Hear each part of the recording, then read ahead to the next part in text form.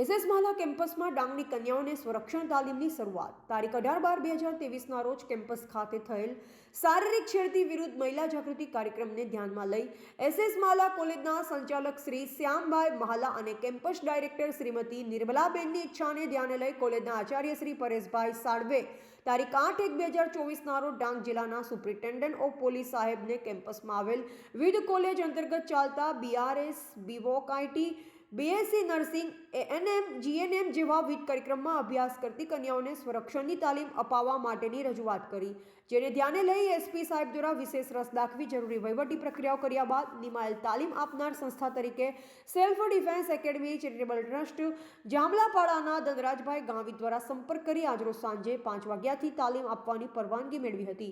SS માલા કેમ્પસની કન્યાઓએ સ્વેચ્છાએ નામ નોંધાવી આજથી 15 દિવસ સુધી સ્વરક્ષણની તાલીમ મેળવવા જતા હોય કેમ્પસ કન્યાઓને અનહદ કુતૂહલ સાથે ઉત્સાહ છવાયો.